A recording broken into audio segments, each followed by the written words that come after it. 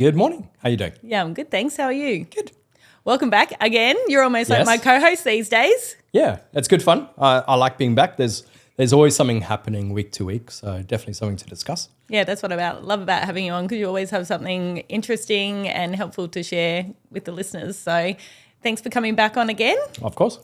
And today we're going to be covering some cybersecurity trends and incidents that are important for 2025. Yep.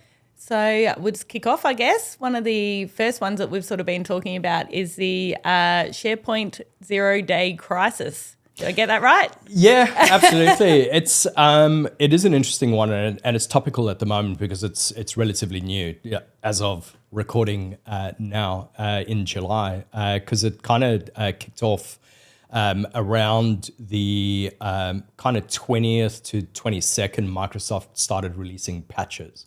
But let me roll back a little bit and just discuss what it is. That'd be great. So the key thing is it directly affects SharePoint servers. And something to note is it doesn't affect cloud hosted. So if you're on Microsoft 365 and you're using SharePoint, there's no panic around that. We're talking about companies that have like physical or virtual servers, SharePoint servers, what we usually call on-premises servers. So kind of more kind of older school. Most people are moving to cloud, but there's a lot of companies out there that use still servers, SharePoint servers. So there is a particular vulnerability that came out, and unfortunately, it's one of those 0-day vulnerabilities. And what a 0-day vulnerability is when there's a vulnerability out in the wild. So in other words, a hacker, threat actor group understands that there's a particular vulnerability with something and they exploit that vulnerability. So they're using it to their gain, stealing data, etc., before the vendor knows. Oh. So it comes out after. So unfortunately, in this case, those attacks started happening around the 7th of July, and then they escalated in severity and amount.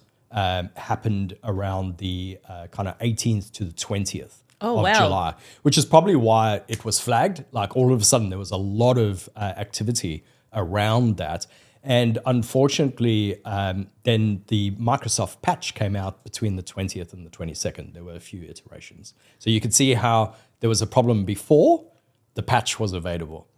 And that's what they usually refer to as a zero vulnerability. Oh, I'm glad you explained that, actually, because I was wondering. Yeah. And so when you heard about it, what was your initial reaction? Did you realize like the severity of it, or? I suppose it's the same as anything when you see this. Like I saw the first alert. I think I saw it from the actual government's Cybersecurity Center alert, because we're a network partner, so you get those alerts relatively quickly. But again, all over LinkedIn, etc. It was a big one. And the severity was an immediate, because it's a remote execution vulnerability, which means someone remotely can do something on those servers. That's always a big problem, and it's high on a severity list. And it basically bypasses authentication, which is a problem straight away. And they can actually steal what's called the machine key, decryption keys, etc. So what that allows is them to embed a tool and exfiltrate data straight off those systems. So, and what we saw straight away is it was widespread. So we had mostly Chinese threat actors against them. They got special names like Typhoon, this and that, because they'd like to name these things. But basically Chinese threat actors, and literally going after companies in the US, Australia, European Union, etc. And they were going after pretty much everyone, but universities, critical infrastructure like electricity generation businesses, even the US's Nuclear Security Association was targeted. They didn't tell you whether they got into that one, because obviously it's a national security. So you could see the severity immediately, and it's a problem. Definitely sounds like it could be a major problem. Yeah. So why should executives be worried about this if they think they're running like a pretty secure environment? Well, number one, it's a 0 day. So even if you've got all your patches up to date, as you should, you could be Essential 8 compliant, all those sort of things, and it wouldn't matter in this case. So it's a case of like one of the engineers or something reading about it and going, oh, we run SharePoint servers, and they'd need to immediately get on top of this. So why should executives care? Something needs to be done. You can't just leave it. And the problem is that the type of attack also has persistence to it, which means if they've got in before and made the changes, if you patch after or reboot or something, they're still going to be in. So you've got to treat, if you've got a server that a SharePoint server that you've not patched, you haven't checked, etc. at this point, and it's the first time you're hearing about it, hopefully not. Hopefully. You've got to treat that system as compromised. So everything that's on that server has probably been taken, exfiltrated, and you'd need to go through and fix that server up. So applying the patches, rotating those machine keys I was talking about, etc., would be super important to do. Wow. So for those that potentially have been affected, what's the worst case scenario? Like ransomware, data theft?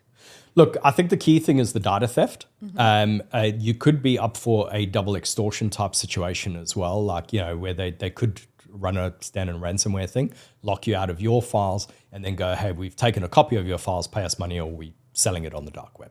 That's the general modus operandi of these ransomware groups. So you could be affected by all of that.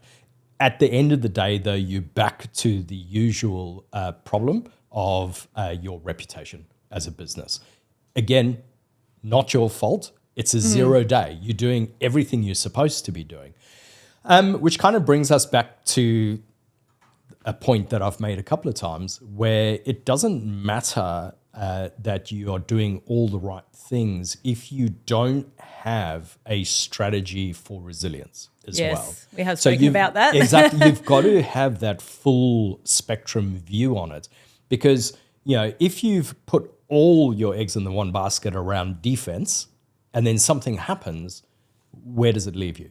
So, it's really going to come down to, for these businesses, how quickly they can recover, how they treat those customers, doing the notifications properly, all those sort of things, super critical. And if you're not practiced in what that incident response looks like and what you say to your legal teams, depending on how big your business is, etc., and the confidentiality of the data, there's a lot to take care of. And trying to do it all on the day because of something happening, you've got to be prepared. I mean, that's the worst idea, isn't it? When you're under stress and not, can't think clearly, it generally a bit overwhelmed. It generally doesn't go well. No. So, do you think that executives are still underestimating like how fast these situations can escalate? Yes, they are. And, you normally find out, hopefully you're doing an exercise, like a tabletop exercise of an incident response planning day. And then executives do get to learn very quickly how fast something can escalate. And that's just by, like, when we do these tabletop exercises, we call them injects. So basically what that means is, okay, it's bumping along. It's like, oh, you've got ransomware. What do you do next? What's your response? And then you'd feed the next piece of information. And from an escalation point of view, typical example, the CEO gets a call from a reporter. Yes. And you haven't announced it publicly yet. That's an escalation point. That definitely is. That's when the reputation is on the line, for sure. Straight away. So, I think it is probably underestimated. But you learn very quickly. Again, if you've practiced the drills, then you actually practice for escalation as well. Is there any other points that you'd like to share on this particular situation that might be helpful for business leaders? Look, I think there's two things that come out of it. Number one, defense is super important. So you essentially are compliant or ISO 27000. You're doing your patching. You're doing the right things. Very, very important. From an executive perspective, so at a board level, etc., I would be looking at the questions of are we compliant with that assessment that we've put in place, especially something like Essential 8. Essential 8's not audited It's not certified. There's nothing that can hold you account at the end of the day, except for you holding yourself account. So, if you're holding yourself accountable, then you're holding the board accountable, going, are we patched up to date? Are we in line with what we've laid out that we said we're going to be in line with? So whether that's quarterly reporting or something like that, so there's accountability, I think that's really, really important. In this case, it wouldn't have helped you, right? But looking at a reputation perspective, there's a vast difference between speaking to customers around the company's done all the right things and this happened because you're a victim versus you haven't done the right things and this happened, right? All of a sudden, you're at fault. All of a sudden, there's no forgiveness. Correct. And it doesn't play out well. So making sure you've done the right things, so you've got a leg to stand on and go, look, we've done the right things. Point number 2, your response. So having a resilience plan. Have you practiced the systems that you're going to use? Have you practiced the messaging that's going out? So you've run it so that it's smooth and people don't have to think too much while it's happening. So it runs. So again, it comes down to those 2 things as far as I'm concerned.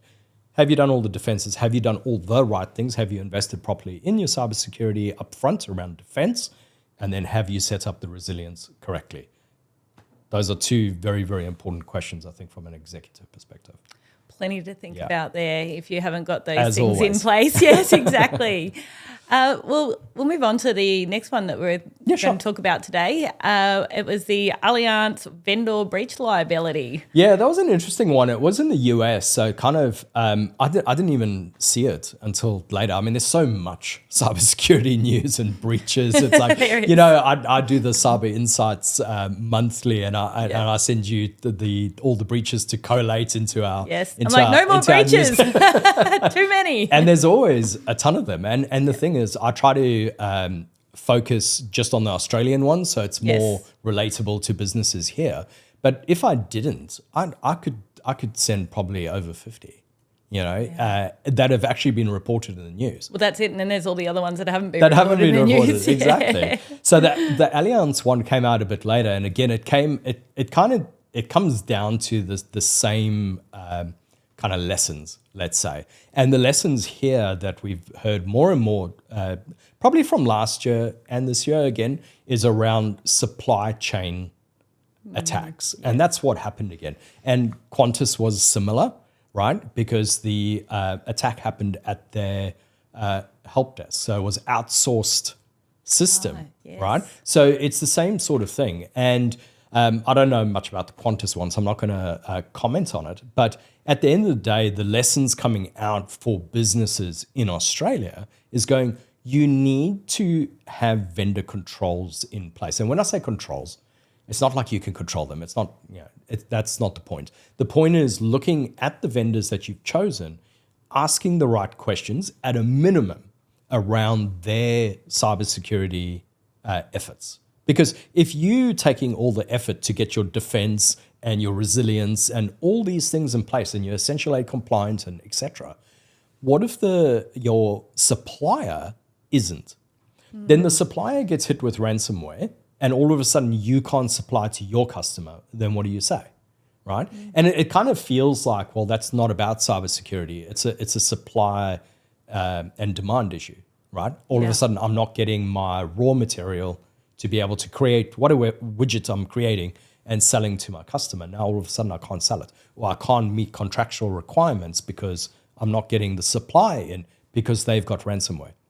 So that's where it's like this lens, this view of cybersecurity is expanded out to your supply chain because you don't want to be left in that situation whereby you're not supplying, you can't supply, but it's not your fault. But again, customer reputation's impacted. That's it. So you've got to look at it and go, okay, what are you doing, right? And you'll see this with larger organizations. So let's say, for instance, you're a physiotherapist, right? And you are going to subcontract to a Bupa, as an example. So you want to become a Bupa preferred supplier, right?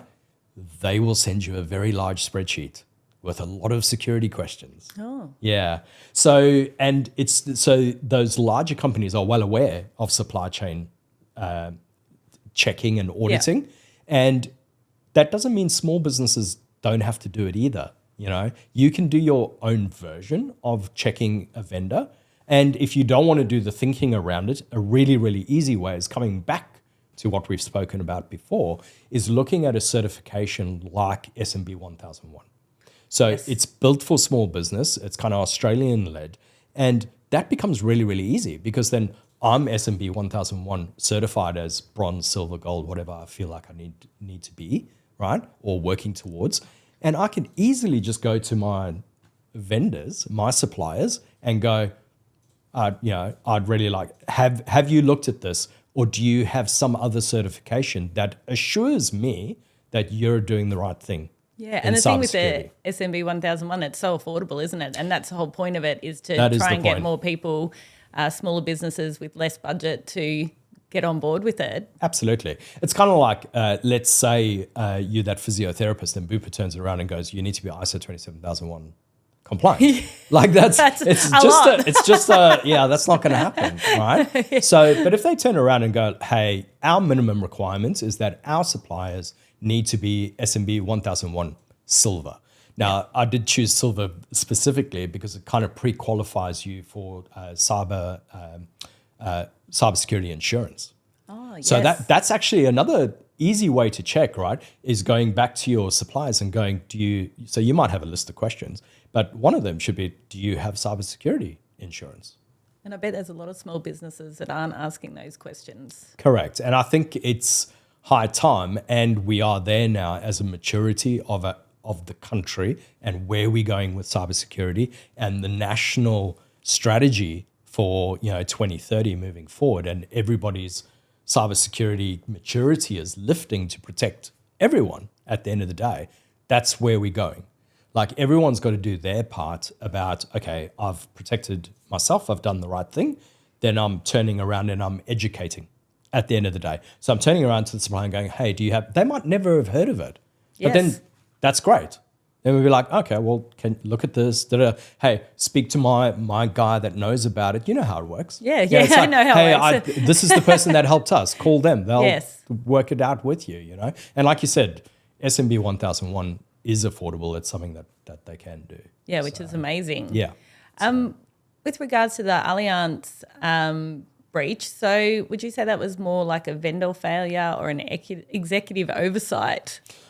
Oh, it's a difficult one because you don't necessarily get the whole truth coming out. It's kind of like looking back at Medibank and all of those, and there's some stuff that you hear and like maybe not. Like, I've heard from people that were in the like new people in the Medibank one as an example, and they were like, their cybersecurity team is top notch. They've got everything in place. Yeah. So where's it becomes really, really hard. So I wouldn't really want to comment on it. I don't know if it isn't fair unless you're in it, I think is key there.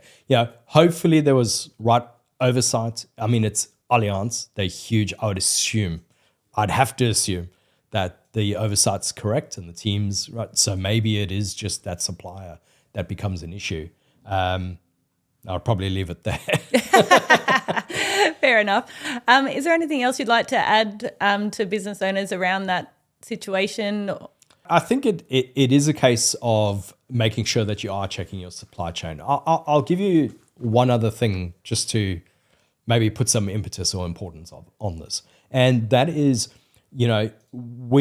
most businesses in Australia fall under a notifiable data breach scheme. Mm-hmm. So it falls under the Privacy Act around if you lose that data through a hack or whatever the situation is, or even by mistake, you have to notify those customers. So those customers that have lost the personal identifiable information, the PII data that they keep talking about. We have spoken about that a few times. Yes. If you have lost it, you have to notify this guy. You also have to notify the Information Commissioner around what's happened, what you're doing about it, all those sort of things. There's a form to fill in, etc. So just a note on outsourcing stuff to vendors or a supplier. So for example, let's say that you actually push your customer database out to an external marketing engine like MailChimp or something like that, which right? many of us do. Of course, because you're not going to send bulk email from your tenant. It's not a great idea. So you'd use a service to do it. But you sharing that customer information, potentially sensitive, it depends what you're putting in there, to an external supplier. Now, what if they get hacked? Well, number one, it affects you directly because you can't get your message out or whatever the story is. Plus, that customer data is lost. Now, you, and rightly so, you can go, well, that's not our fault. We've got everything in place. We've trusted them with the data. You could even go, we've done our vendor checks. Yes, they ISO certified and all that sort of stuff. Tick, tick, tick, tick. Everything's correct. But it's happened because there's a 0 day or whatever. There's nothing you can do about it. It's done. Who's responsible for doing the notification, right? You are. Because it's your customer, even though you're not breached, you're going to have to do the notification. And I guess you're the one that supplied the customer's details to the third party. Correct. So, sometimes there's a case of you have to do dual notification. So MailChimp would have to notify as well as you. But as far as the law is concerned, the primary relationship is between you and your customer. You would have to do the notification. So even now, and sorry, I'm picking on MailChimp, your mail provider, right? Whoever that is, gets breached. You're the one doing the notification. So what happens to your reputation, even though it's sitting with another provider? So that's the type of stuff you have to think about. So where you go like, oh, we're not thinking about supply chain attack. You need to be thinking about supply chain attack. Yeah, because it directly falls on you. So no one really wants to be making those calls. No, preferably not. Yeah. Oh, well, again, much to think about. Yep, there is. So the last thing that we were going to talk about is actually I find probably the most interesting. Yeah. Because we have had quite a few conversations about it and you have shown me some very scary examples, is deepfakes and targeted executive phishing. Yes.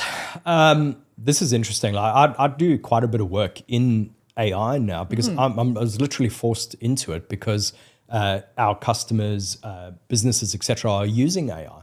And it's like, well, here's a comment as well, is if you're thinking your staff is not using AI, you are sorely mistaken. So you do need to look into it. Like one of the stats I read, and I might need to put it in a comment and cite it, I'll go and look for the report, but it's something like 70%. Oh, and I would absolutely believe that. Are using it. So, unless you've got some technical controls in blocking it within your environment, but then again, you're still not blocking it on their phone or from their home or whatever. And, are you sure company data is not being put in there? It's a minefield. So I'm doing a lot of work around AI, deepfake, all that kind of stuff to make sure that I understand where that sits and then to advise businesses of, where that sits as well. So from a deep fake perspective, the concerning thing is like we've heard about this for the last few years, right? There's been deep fake, either voice or full video. There was the one around Ferrari. There was there's a lot of it, right? Wasn't it the executive that got done for like 25 million or something from? Absolutely. Between the US and Europe. So I can't even remember which business that was. But yes, that happened. And that was a full video one, like on a Zoom call. Yes.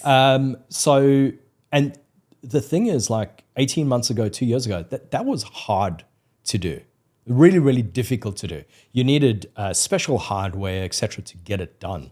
Now, it's really easy to do, like really easy. Like, even playing around with voice cloning stuff, you've got companies like 11 Labs doing it very well. And then I saw another one launched the other week. And they only need like 3 minutes of your voice. I mean, 3 minutes is not long. It's not long at all. And if they can get 3 minutes, like whether it's on a call and asking you about stuff and you just answer it, it's enough to like mimic your voice with a high degree of accuracy.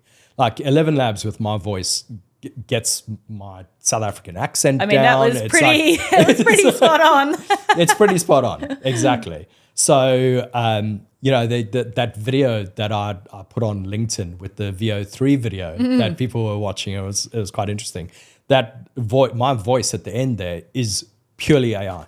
I didn't utter a word of it, and I did that just to make sure that the video was completely AI, just as a funny, put it out there, and that's not my voice on there. And anybody that knows me would be like, yeah, it sounded like you. Oh, it definitely did sound like you. And it's only that I know that you're in there playing around with all the AI tools. And Absolutely. So the concerning thing, I think, is just the ease at which it can be done now, which means it's going to be done a lot more. Yes. So that's the thing. And if anybody's seen like the video production out of VO3, out of Google's VO3, it's pretty good.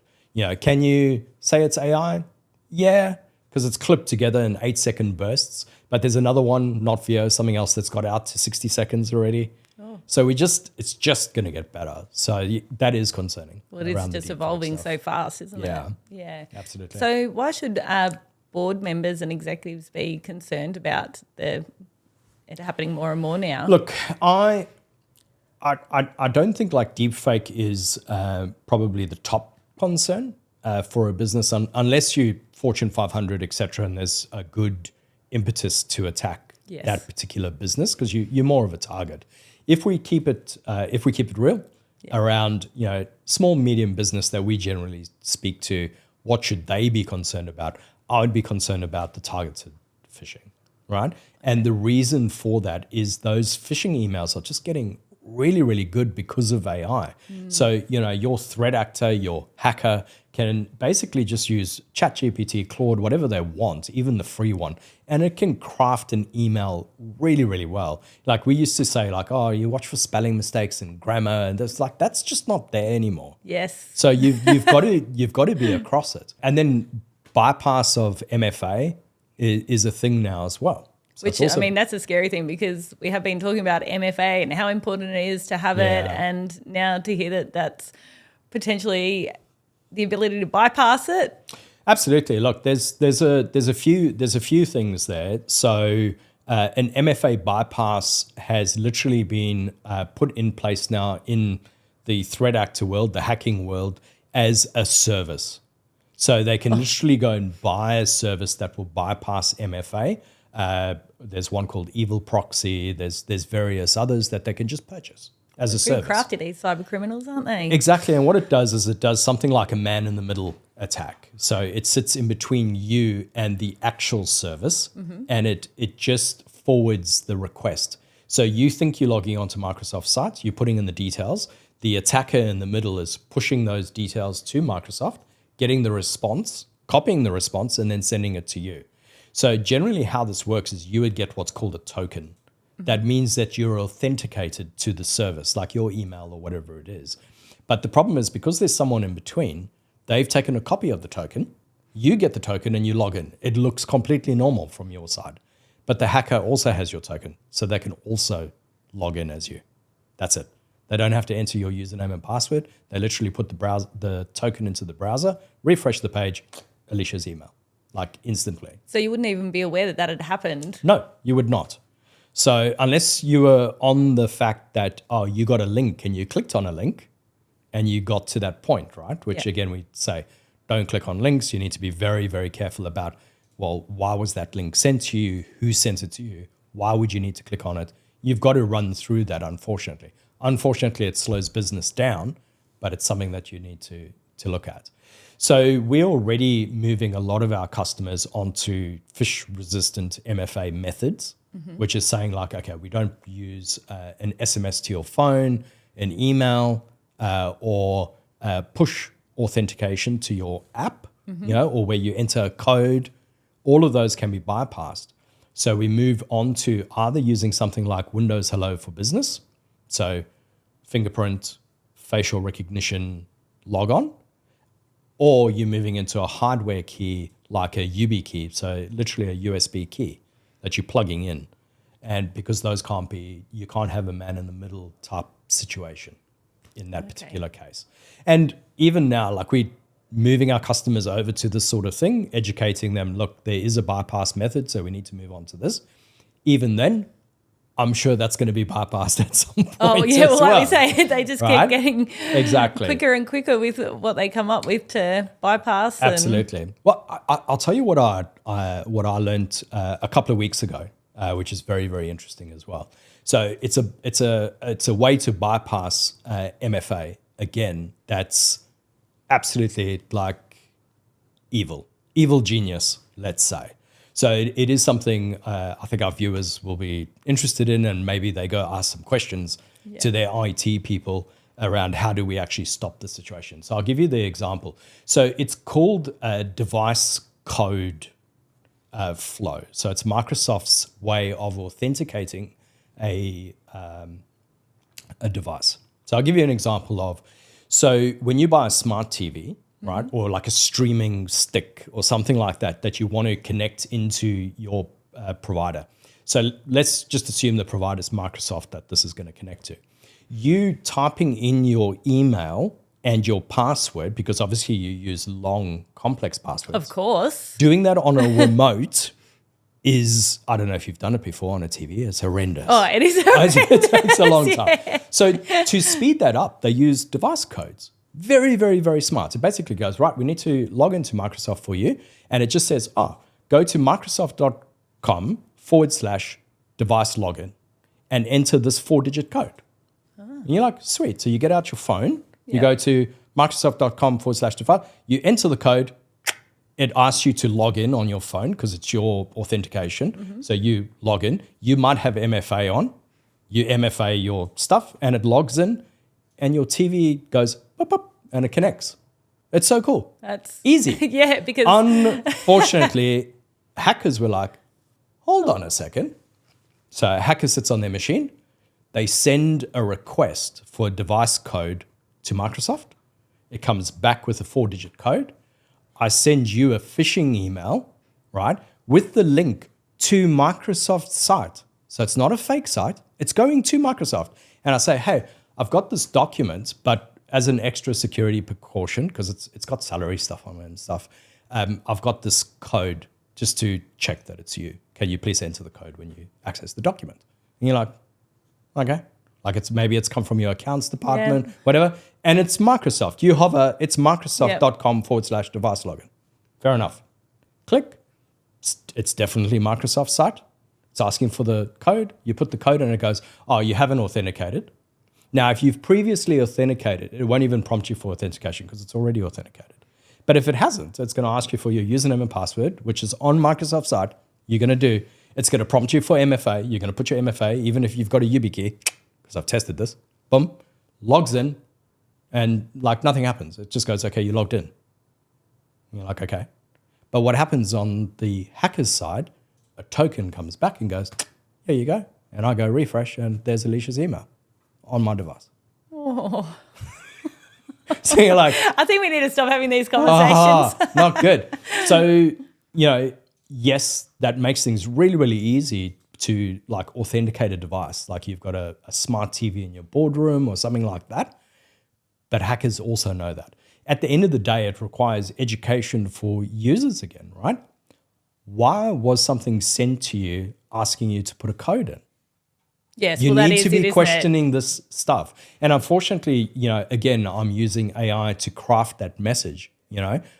What if you get an email from your security team or someone on your security team because they've checked LinkedIn, who works for the business, who's in IT, and you get an email from the security team going, hey, we almost had a breach last night, so we've locked down the security protocols. We're re-authenticating all devices. Unfortunately, you are going to need to go and put this code in. Please click here in the next 24 hours. If you're going to be offline for longer than 24 hours, please call us. You go, oh, well, at least we weren't breached. Click, code, now you're breached. I mean, for a lot of people, that don't work in IT or cybersecurity, they would just do that because they wouldn't. I mean, it's why the education is so important. I'd be in big, big trouble. Yeah, if I did that. It's hard, and you've got to experience it and you've got to hear about it. It's why we do these podcasts, right? Yeah, exactly. So you've got to get that message out there and go, hey, there is this type of attack. Speak from an executive perspective again. Hopefully now you've heard about that. You go to your IT team or your incumbent provider and you go, hey, device code, like we don't use that here. Can we switch that off, or can we put some sort of conditional access policy around it? Like a good one, for instance, is just going device code flow can only come from the office. Yes. Like when I'm setting up a printer or I'm setting up a smart device, someone in China is not allowed to do it. Yes, exactly. Well, that would make it a bit easier, wouldn't it? Yeah. So, yeah, there's stuff to do there. Yes, well, it sounds like there's lots of stuff to do there. Oh, well, we've certainly covered quite a bit today. Yeah. Is there anything that you'd like to add before we finish up for today? I think those are the key ones. Again, it's around making sure your defense stuff is correct, making sure you've got your resilience policies and testing stuff is correct, because it's all minimize your fallout, when something does happen, because it's going to, right? Check on the device code flow stuff and whether you can switch it off, because if you don't need it, switch it off.